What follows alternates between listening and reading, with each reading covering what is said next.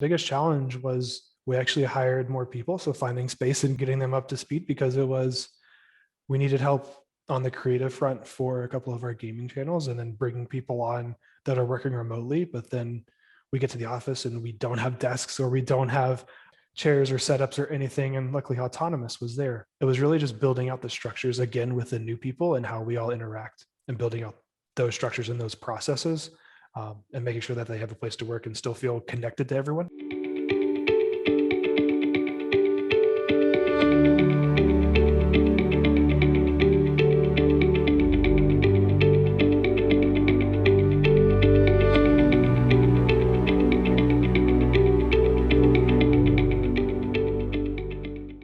Welcome to episode 4 of the Future of Workplace video series. The Future of Workplace is video content series that aims to feature companies that are pivoting the hashtag back to office solutions. In this series, we interview leaders and managers about their thoughts around the hybrid movement and how their businesses adapt to such changes. We'll discuss productivity, collaboration, and office optimization to give the audiences valuable insights to seamlessly transitioning back to the office. Welcome to the Future of Workplace, Trent Haire, the director of TBNR. Thank you so much for having me, man. I appreciate it. Thank you for joining us. How are you today? Doing well, doing well. It is a Texas summer, so I am enjoying the air conditioning and just getting everything ready to go.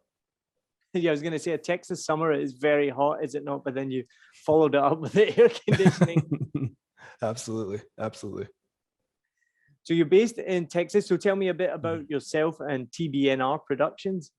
Sure. So my name's Trent Haire. I'm Director of Strategy for TBNR Productions. And so we are a YouTube company owned by Preston, who from YouTube fame of Preston and Preston Plays and a few other channels. And our other main talent is his wife, Brianna.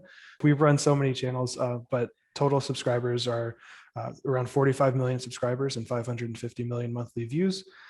So my role in the strategy aspect of that is the data and analytics of the YouTube channels, and then also helping to train all of the teams in our various departments on what a good YouTube video is, because there's a lot that goes against traditional training on YouTube, but it all has a purpose, and being able to break down the data and then also communicate that to the teams as well. Interesting. So can you briefly tell us what are those differences that goes against the traditional thinking? Sure. So I mean, I think a lot of it is there are a lot of traditional media aspects, whether it's in editing specifically, because that's my background. That's how I got my start. My background's in film and editing, but it's a lot of you go against the grain on how you're taught to edit, and with regards to pacing, with regards to jump cuts are all over the YouTube platform. For one, that's very easy to shout out. But everything on YouTube has a purpose and a way it's done to maximize audience retention. And so that flies in the face of a lot of traditional media where it's all about the story and the pacing and letting it breathe. And there's everything in a traditional film has its purpose. But it's all to accentuate the story, whereas everything on YouTube has its purpose, but it's to satisfy the viewer and to keep them watching so that they never have a reason to click away, that they're always satisfied by what's on screen. So I think that's where a lot of the key differences are. What were your experiences in the past around working remotely? Yeah, so whenever COVID hit, it's a weird thing for us to talk about, because in the creator space, COVID was a positive in a lot of ways. We had everyone at home watching content. So we saw a lot of, it's always tough because I have to tread carefully because I know it's a lot of tragedy for a lot of people, and rightfully so. But for us, it was something where we saw our merch business 3x over the course of a month, and we saw views skyrocket. So pre-COVID, everything was fine. COVID hit. We did work fully remote for a couple of months. I think it was April and May of 2020. And so, during that time, my experiences are probably the same as everyone else of, hey, you're muted. Hey, your camera's not on. All of the traditional stuff that you hear about, but also, the main challenges we face are, we don't just have, if we just had gaming channels, it'd be a lot easier. still difficult in respect to into COVID, but we also have the real life productions where, our channels rely heavily on family friendly content where we have really cool collaborations where we'll have a SWAT team come play hide and seek with us, and we'll hide 5 people in a house and they have to come clear the house and find us. Or, we'll build unbreakable boxes and then have the world's strongest man come and try to smash it and break it open. So it really halted a lot of that content. We couldn't collaborate with other YouTubers. Obviously, everything's in lockdown. So in addition to just the struggles of production remotely, there's also the fact that we can no longer collaborate with so many other people, which is what a lot of YouTube is built around. So that was really the extent of our experience working remotely, was just trying to be effective and efficient and work at the speed of YouTube while also having to do it all mediated through Zoom and Google Meet and everything else. So that was an interesting challenge for sure. That sounds awesome. I want to play hide and seek with a SWAT team. Come on down to Dallas. We'll throw you in there by all means. Next time I'm in Dallas, I will definitely be getting in touch.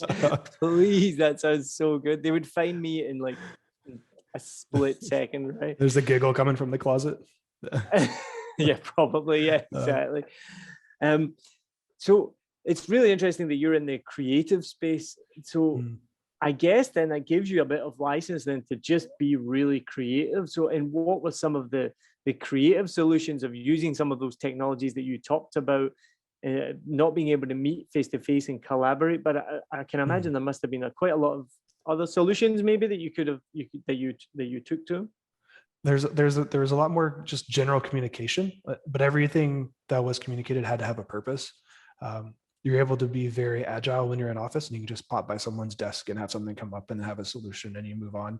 But it had to be much more intentional with being remote of, hey, we have these specific things that we need to go over. So we're able to, while it was difficult, it also forced us to be more efficient. And I think that's something we're bringing back. Obviously, this can be, I'm sure this is later in the interview, but as we're kind of coming back into the office, it's something that one of the things that I think will stay is how efficient we are, with the addition of the agility now being added back into it.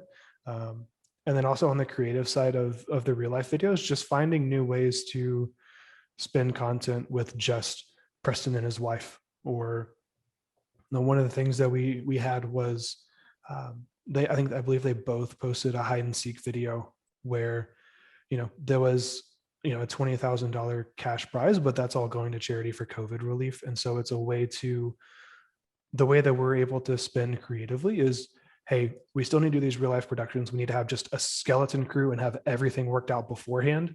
And then from there, be able to not only make sure that we're posting content to maintain relevancy and keep our company alive, but also to be a part of the bigger conversation that was happening around COVID, especially at the start, of trying to give back to the people who are struggling to, whether it's food banks, whether it's, frontline medical staff, people of that nature. It was a good mesh of, we need to be efficient, we need to be creative with how we post, but we also need to take it to the next level of how do we be involved with the community and do more in that regard as well. That's really, really amazing. Is that something that's built into the company culture? Like you don't hear everyone talk the way you are, and it's really amazing to hear that. Yeah, I definitely think it's a part of our culture. We do charity videos fairly often. Most of them aren't that big. We're not Mr. Beast. We're not giving away $100,000 every video or anything like that. But a lot of times, if there are cash prizes within a video, we try to target those towards charity, because YouTubers don't need more money. Or we also target it towards other members of the staff of the company, whether it's people who work in our merchandising area, whether that's the pickers and the packers, and the people who need it and are being hit by it the most. We try to give back to them as well. If it's not a full-blown charity, it's to these people who are coming in and sacrificing for us day after day. Well done, man. That's really awesome. That's so great to hear. So for you, people like that were working in the office, so that weren't having to go out and produce the YouTube videos, what changed for them kind of before COVID and then during and then after as well, or before and during? What changed for them? Mhm.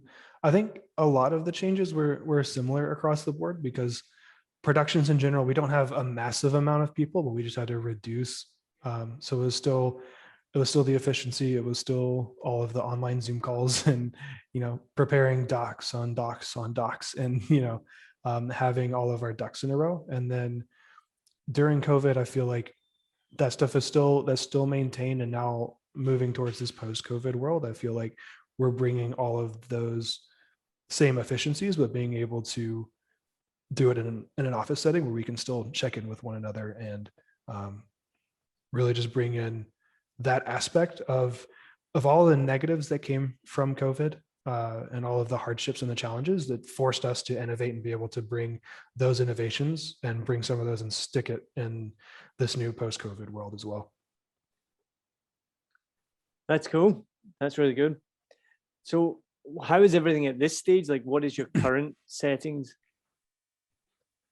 Right now, we're all back in office. Texas opened up the vaccines, and so quite a few of us are vaccinated. Some of us haven't had the chance to yet. Was one of those things where we still maintain social distancing, as things where you bust out the tape measure between all the office chairs and make sure we're still within regulation and doing everything as carefully as we can. But at the same time, it's time to get back to work and get back to what we know and what we're great at. And then really we see it as a chance to get back to posting more of our regular content to really bring more like the positivity and the family friendly content that we produce and bring that out to all the families who, I'm sure there are plenty of people that are still stuck at home. So our goal is to provide content that, like our audience is younger, but our goal is the parents feel comfortable leaving us on, but also aren't annoyed by having Preston and Bree in their home at all times. So, that's the delicate balance we have as a family-friendly YouTuber of not being the screaming at their children YouTuber, but then also making sure that, I think a parent would enjoy watching a SWAT team hide and seek. I think that, we try to be as entertaining as we can for the whole family. And so that's something that we took seriously, especially during COVID as well, of, hey, we need to keep making content because of all the times that people need a distraction. Like this is the time, this is, the reason that we're here is we can provide that for them. I love that you consider what the content that you're producing that the parents might have to listen to it in the background. They have to endure it. They have to endure it as well. I understand. Think of the poor parents who had to endure the Teletubbies. Oh, I can't imagine. My parents were saints for all this stuff. Barney, everything else that I enjoyed watching. So I couldn't do it. Yeah, good on you. It's good you're thinking of the kids and the parents as well. So how was the transition then, moving from the challenges of COVID, working with a skeleton team, working from home, and then moving back to the office? Can you tell me about that? I think I'm trying to think if there was a biggest challenge. The biggest challenge was we actually hired more people. So finding space and getting them up to speed, because we needed help on the creative front for a couple of our gaming channels, and then bringing people on that are working remotely. But then we get to the office and we don't have desks, or we don't have chairs or setups or anything. And luckily Autonomous was there. But it was really just building out the structures again with the new people and how we all interact, and building out those structures and those processes, and making sure that they have a place to work and still feel connected to everyone. Because obviously everyone coming back has known each other for at least a year or two. And then the new people coming in, it was difficult to remember, like, oh, they haven't actually seen any of these people other than on webcam or just voice, or as an icon in the top right of a Google Doc that's typing notes. So that was it was more of a fun transition of coming together and figuring out all those. But as far as major challenges, I mean, we were blessed to not really have too many of those. Were people like meeting for the first time and they're like, whoa, I didn't realize you were so tall, or oh, you're actually way smaller than I thought. Everyone's the same height. I've only seen you from the shoulders up. This is crazy. I didn't know you had tattoos on your arms, or stuff like that. It's fun. So now you're 100% back in the office? Yes. Mm-hmm. And so what has made you not adopt like a hybrid model, which is quite popular with a lot of tech companies these days? Is it because of the nature of your work, or what's the reason that you don't have a work at home and an office setting model? Sure.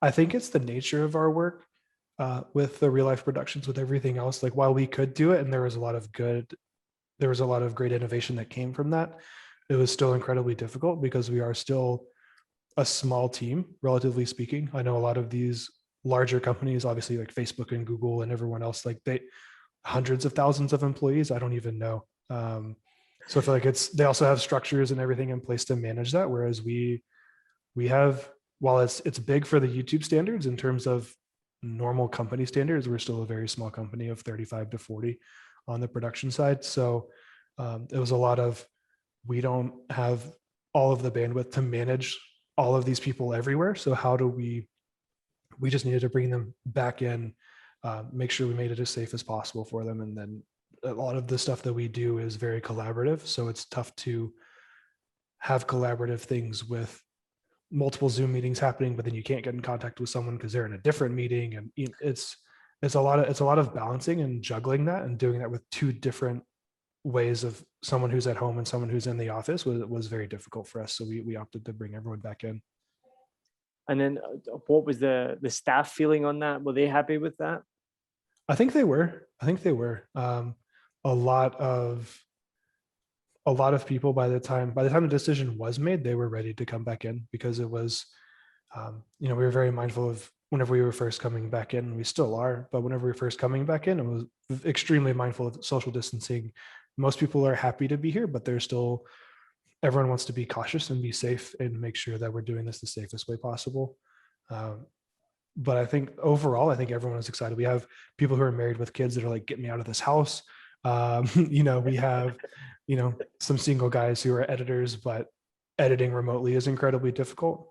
It all depends on internet speed and bandwidth. And, we're moving these massive video files, and while we have a server structure and FTP and all this infrastructure, is still limited by their device and excuse me, it's still limited by their device and their bandwidth. So there are so many logistics things. I don't know the proper word for that.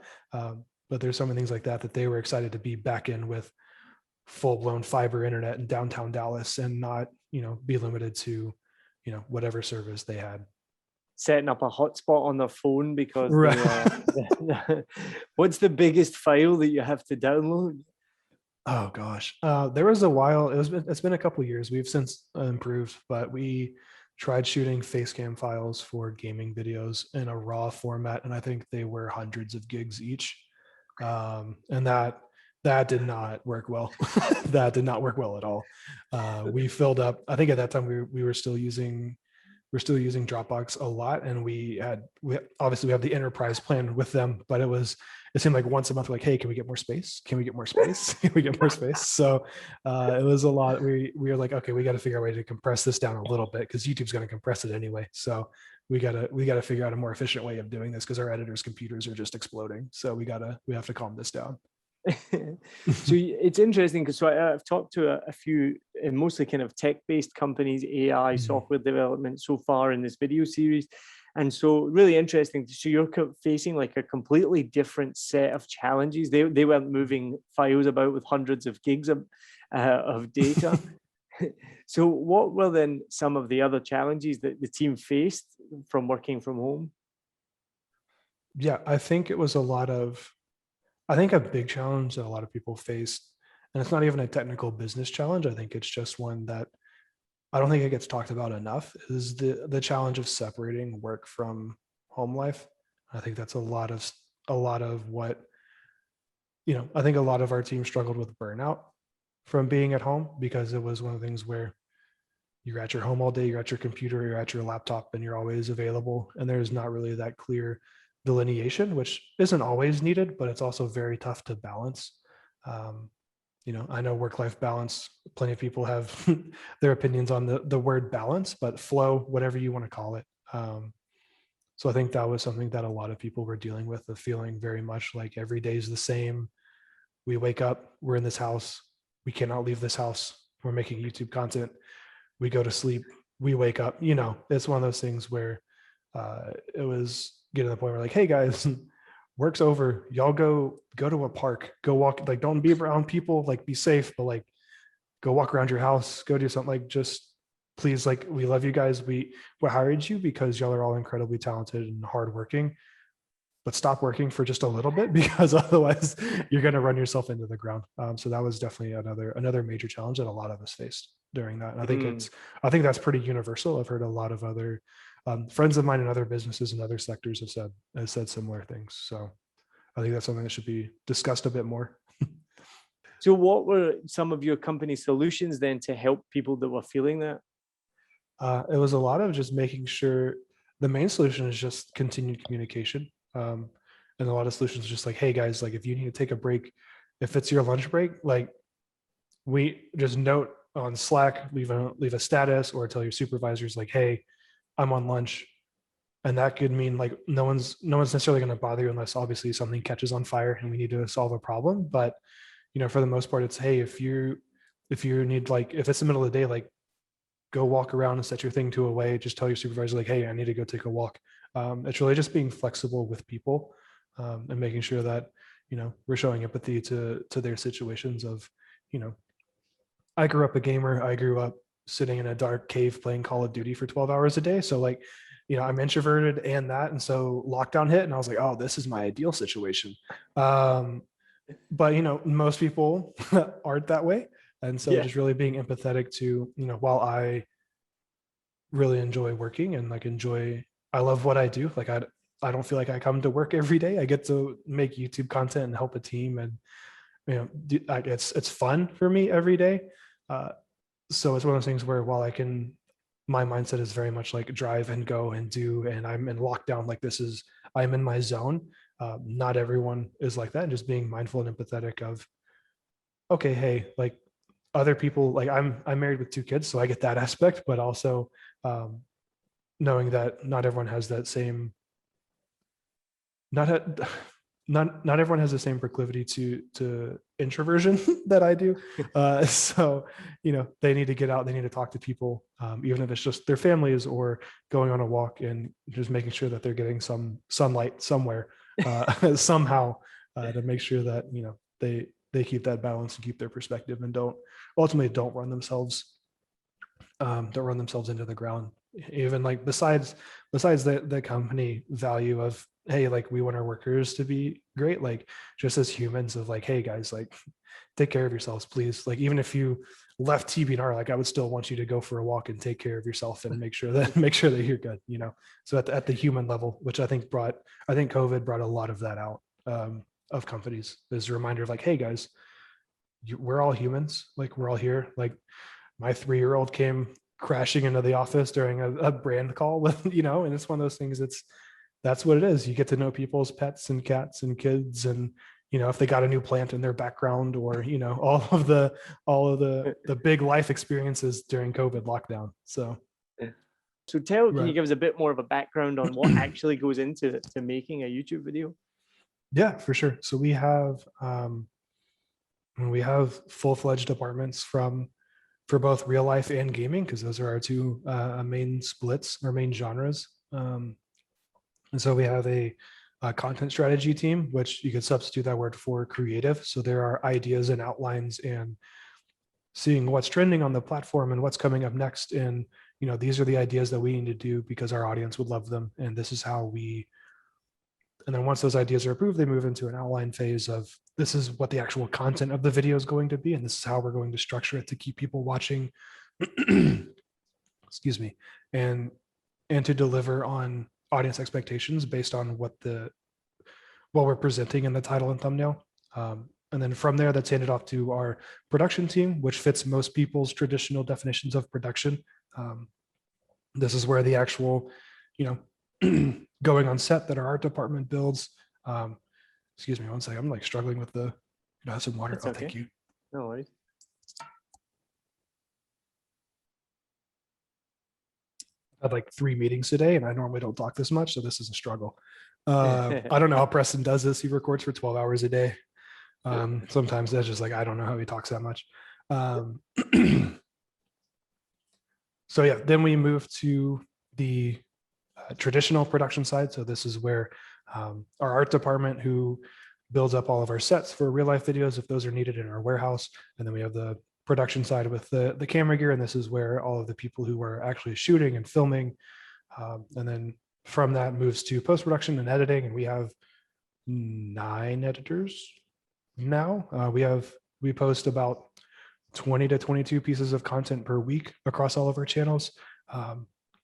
So it is a well-oiled machine to keep all of that running and keep all of these team members plates full on work. So that's roughly how it works. Was that in depth enough? Is there anything anything in specific that I can dive a bit more into? I could listen to it all day. It's Sure. super interesting for me, but I'm probably going off the content of what we want to Sure. talk about. So you've made the decision to move back fully to the office. So what was the key turning point that made you think that the hybrid work was not ideal setting for your business? I think it was when we didn't have all of those processes ironed out fully, like the ones that we hit once we were back in the office, but it was also, we kept having very minor balls dropped. So it's like the devil's in the details, so to speak. And so it's whenever those details aren't falling through, and it's because we're either missing these meetings or we're not setting these certain things. And it's ultimately on us as a management team that we weren't hitting everything that we needed to hit. So we needed to bring people back in.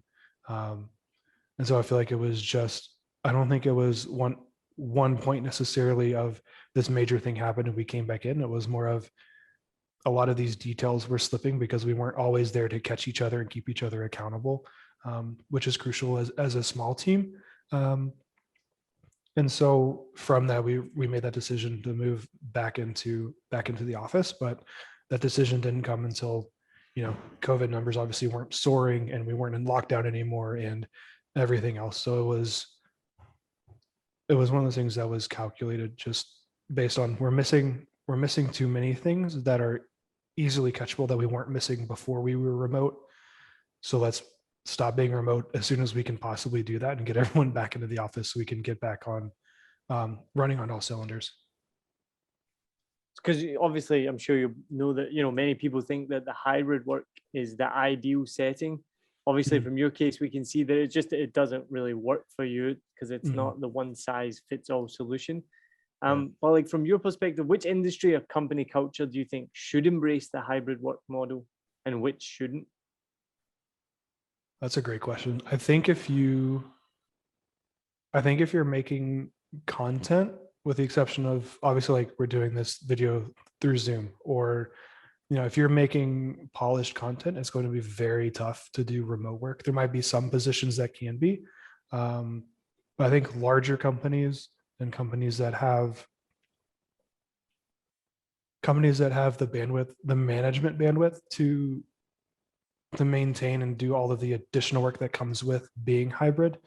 I don't think it's a one size fits all, like per industry, like one industry can or can't. I think it's just a matter of what fits each team. That's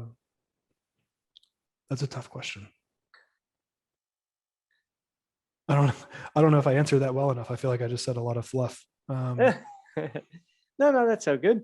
No, I mean, yeah, because it's definitely, I just think, yeah, it's really interesting talking to you working in a different industry because, yeah, like things like people dropping the ball not people dropping the ball, but like balls getting dropped essentially. Sure.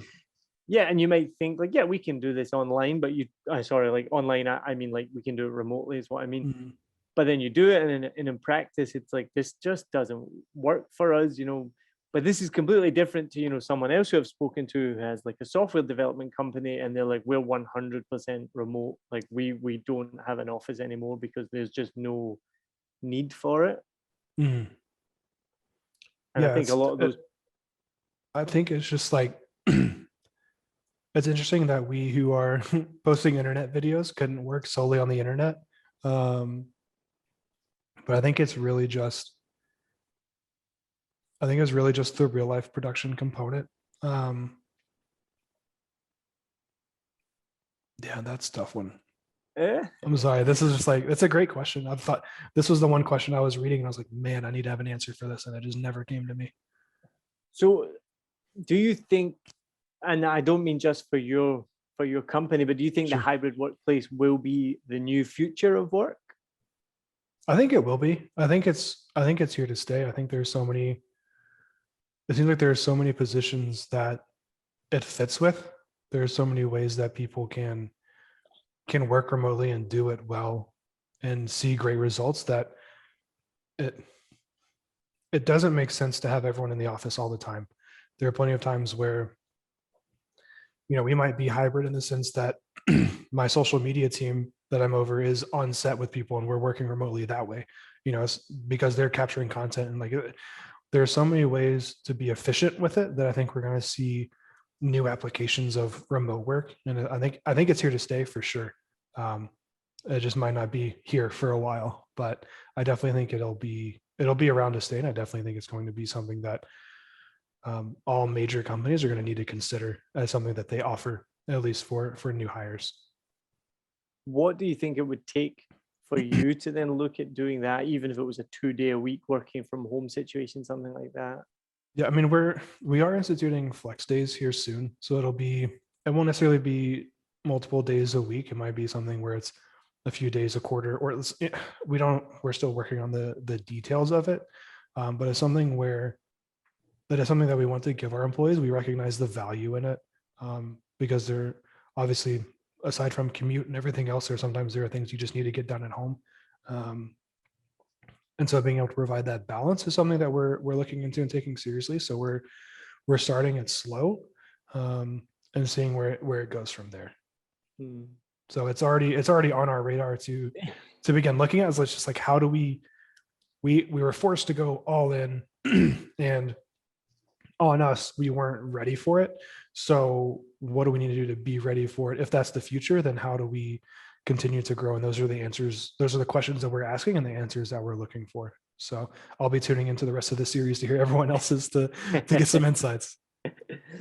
Well, do you have any advice for anyone who is watching, who are welcoming back their employees to the office?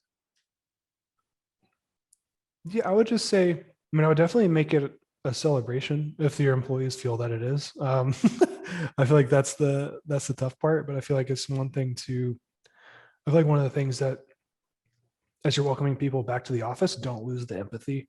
It's one of those things where you're welcoming people back, but still encourage them to go take walks twice a day or get out of the office.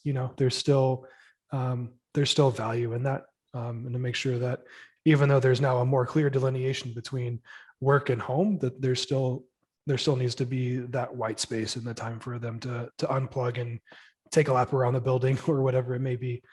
So don't lose the empathy. And just I don't know how many people were able to scale during COVID, but for those that did, just make sure that you have your processes and everything in line whenever you get back. I mean, I know that's very basic, and most people watching this are probably like, wow, they struggled with that. But I think it's something that can be overlooked because you get so used to the way you're doing things one way that whenever you come back and do it the way you were doing it prior, that you forget all of the things that go into that. And so just making sure that you're really just thinking through it and don't lose the empathy. Mm. So do you think then what's changed in your work culture, your work settings pre and post pandemic? Because you went from, like, you've not changed the way you've set up. Mm-hmm. But what have been the changes between the pre and the post pandemic? Not that we're past the pandemic, but Sure. what I mean, pre and post lockdown, I guess. Sure. I think the biggest change is one that I've mentioned before, is just the human aspect of everything. I feel like so often we get in the trenches of work that we forget about everyone else's lives outside. It's, as a company, we pride ourselves on treating everyone like a family. I know there are horror posts on Reddit about companies that say that, but I promise we're one of the few that take it seriously. And so, but even doing that, like, because we're a family, we're all working together, we all feel like we need to always be working. And so realizing, like, as a family, it's, hey, pause, take a break, let's go do something else, make sure you're okay.